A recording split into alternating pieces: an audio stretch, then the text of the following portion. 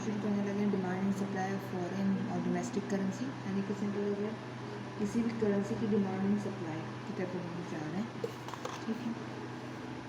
और हम ये भी देखेंगे कि इंपोर्ट और एक्सपोर्ट के बढ़ने से या कम होने से या कैपिटल फ्लाइट की वजह से या कैपिटल इनफ्लो की वजह से, जो हमने बैलेंस ऑफ पेमेंट के अंदर डिटेल के अंदर स्टडी किए थे करंट अकाउंट के अंदर, वो किस तरीके से अफेक्ट होता है। तो बेसिकली यहाँ पे आएगा करेंसी की वैल्यू। अब हम डोमेस्टिक की बात कर रहे हैं तो मैं यहाँ पे रुपीज़ लेके चल रही हूँ और यहाँ एक्सचेंज रेट, ठीक है। Demand of rupees, supply of rupees मैंने इस तरीके से बनाया है, ज़रूरी नहीं है इतना फ्लैटर हो, या जो है थोड़ा सा न्यूट्रल भी बना सकते हैं, ज़रूरी नहीं कि ऐसा ही, ठीक है। अच्छा, तो ये एक वीडियम है, ठीक है, और यहीं से हम लोग जो है इसकी इक्विलिब्रियम की क्वांटिटी जो कि फॉरेन एक्सचेंज मार्केट के अंदर मौजूद होनी चाहिए वो, और ये एक्सचेंज। अब होता कुछ ये है कि हमारी डोमेस्टिक करेंसी की बात कर रहे हैं, फॉरेन करेंसी की फिलहाल बात नहीं कर रहे हैं यहाँ पे। तो अब होता ये कि अगर हम लोग इंपोर्ट बढ़ाएं तो क्या होगा, ठीक है। अब इंपोर्ट वाइज करने के लिए हमारे पास, हम लोग ताकि मज़ीद कॉम्प्लेक्स ना हो हमारी स्टोरी, मैं सिर्फ दो साइड्स ले रही हूँ, एक तो डोमेस्टिक करेंसी, दूसरी फॉरेन करेंसी, यानी कि दो कंट्रीज़ हैं, डोमेस्टिक कंट्री है और फॉरेन की कंट्री है, ठीक है। अब अगर आपको और मज़ीद ईजी करने का हो तो ये पाकिस्तान है और ये हम यूएस से ट्रेड कर रहे हैं। हमने इंपोर्ट बढ़ा दी। अब इंपोर्ट के अंदर होता क्या है कि हम लोग गुड्स एंड सर्विसेज हमारे पास आते हैं और हम उनको पेमेंट करते हैं। अब हमारे पास तो होते हैं रुपीज़, उनको चाहिए होता है डॉलर, तो हम रुपीज़ को पहले डॉलर में कन्वर्ट करके फॉरेन एक्सचेंज रेट से, फॉरेन एक्सचेंज मार्केट से डॉलर में कन्वर्ट कर रुपीज़ इनको देते हैं, डॉलर लेते हैं, और फिर जो ये डॉलर होता है ये हम उनके हवाले करते हैं। तो फॉरेन एक्सचेंज रेट के अंदर तो ये सारा कुछ चल रहा होता है। अब हम इसको देखेंगे। अब हमने इंपोर्ट बढ़ा दी, ठीक है, तो क्या होगा कि अब हमारे हाथ में तो रुपीज़ है और हमें डॉलर चाहिए, तो डॉलर हम लोग ख़रीदेंगे, रुपीज़ देंगे, तो रुपीज़ की सप्लाई फॉरेन एक्सचेंज मार्केट में बढ़ जाएगी, ठीक है। सप्लाई ऑफ रुपीज़ यहाँ पे बढ़ा के डिमांड हम डॉलर की करेंगे, यानी कि अगर फॉरेन में देखा जाए, ठीक है, यानी कि डॉलर की अगर हम बात कर रहे हैं तो यहाँ पे डॉलर का भी ड्रॉ कर लेते हैं ताकि दोनों सिनेरियो हमारे हाथ में क्लियर रहेंगे, ठीक है। Demand of dollar, supply of dollar, ठीक है, ये एक्सचेंज रेट रहेगा। यहाँ पे हमने रुपीज़ की सप्लाई बढ़ाई है, ठीक है, और रुपीज़ के बदले हमें चाहिए क्या था, डॉलर, तो हमने डॉलर की डिमांड बढ़ा दी,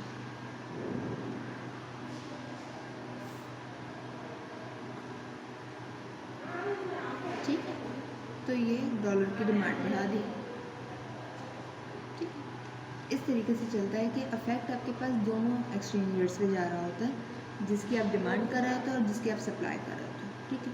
जिसकी सप्लाई बढ़ा दी उसका एक्सचेंज वैल्यू जो है कम होगी, और जिसकी डिमांड बढ़ाई है उसकी एक्सचेंज रेट की जो वैल्यू है वो बढ़ गई, ठीक है। यानी कि ये था ना, ये यहाँ से यहाँ की 1 2 2 1 2, ठीक है।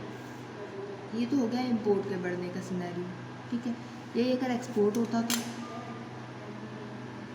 यानी कि अब एक्सपोर्ट कर रहे हैं तो एक्सपोर्ट में क्या होता है कि हमारे पास पैसे आ रहे होते हैं, ठीक है, हमने पेमेंट नहीं करनी होती, जो फॉरेन होते हैं, फॉरेन कंट्री, वो हमें पेमेंट करेगी, एक्सपोर्ट बढ़ गई हमारी, ठीक है। तो क्या होगा कि हमने गुड्स एंड सर्विसेज दी, उसके बदले हमें पेमेंट मिली। पेमेंट में क्या होगा कि हमें पेमेंट चाहिए रुपीज़ में, उनके पास है डॉलर, वो लोग जाएंगे पहले रुपीज़ में कन्वर्ट करवाएंगे, उसके बाद ये रुपीज़ हमें देंगे। तो इसमें अब क्या होगा, सप्लाई ऑफ डॉलर बढ़ेगी और रुपीज़ की डिमांड बढ़ेगी। ये मैं रुपीज़ की बात कर रही हूँ, ठीक है, और यहाँ मैं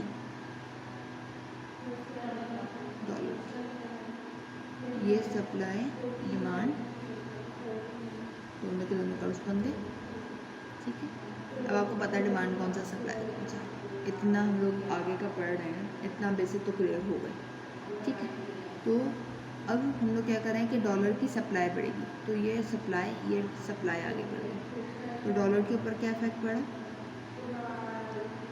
एक्सचेंज रेट की जो वैल्यू उसकी वो कम हुई, और रुपीज़ चूँकि चाहिए थे तो सब डॉलर देके रुपीज़ खरीदेगा, तो रुपीज़ की डिमांड बढ़ जाएगी, एक्सचेंज रेट की वैल्यू यहाँ पे बढ़ जाएगी, यहाँ पे कम हो जाएगी। ठीक है, इसी तरीके से हमारे पास एक और चीज़ आती है, वो आती है कैपिटल का फ्लो। यानी एक नेचुरल सी बात है, हमने चैप्टर 15 जो भी हमने किया था मल्टीनेशनल्स एंड माइग्रेशंस वाला, उसके अंदर में हमने एक चीज़ देखी थी कि एक्सचेंज रेट जहाँ का ज़्यादा होता है कैपिटल वहाँ पे फ्लाइट कर जाता है। ठीक है, तो फॉर एग्जांपल डोमेस्टिक कंट्री में जो इंटरेस्ट रेट था वो बढ़ गया, लोगों ने यहाँ पे कैपिटल फ्लाइट होगा।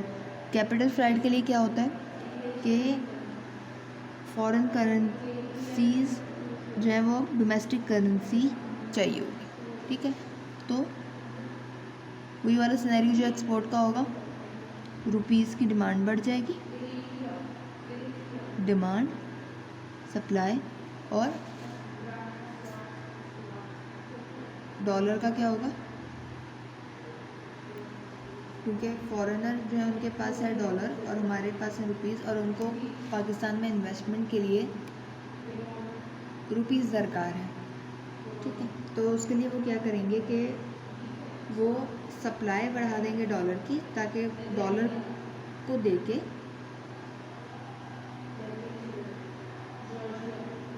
ठीक है, यानी कि डॉलर को छोड़ के डॉलर के बदले वो रुपीज़ लेंगे, तो डॉलर की सप्लाई बढ़ा दी और रुपीज़ की डिमांड बढ़ा दी। ठीक है, यही अगर केस हमारे पास हो कि फॉरेन करेंसी का इंटरेस्ट रेट बढ़ गया डोमेस्टिक करेंसी के इंटरेस्ट रेट से, तो क्या होगा, बिल्कुल वो वाला सिनेरियो जो कि इम्पोर्ट्स का था, अब वो आप लोग खुद भी कर सकते हैं, आप लोगों को इतना मैंने करवा दिया। ठीक है, अब हम लोग चलेंगे आर्बिट्रेज की जाने, मगर उसके लिए डिटेल्ड एक वीडियो होगी जो आपको अगले वाले के लिए वेट करना पड़ेगा। तब तक के लिए आप कोशिश कीजिए इनकी बेसिक्स बनाएं और इस वाले को आप लोग खुद सॉल्व करें। आगे अगर आप लोगों को चेक करना हो तो करवाना हो तो आप लोग बेशक मेरी ईमेल आईडी जो है उस पर आप लोग सेंड कर दीजिए।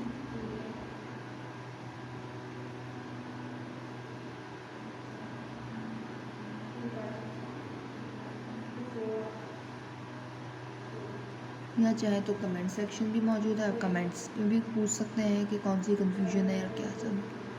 ठीक, तो आप लोग बस जिनको अपने कन्फ्यूजन्स को प्राइवेटाइज रखना है वो मेल पे पूछ लें, जिन्होंने कमेंट्स पे पूछना है कमेंट्स पे पूछ लें। ठीक है जी।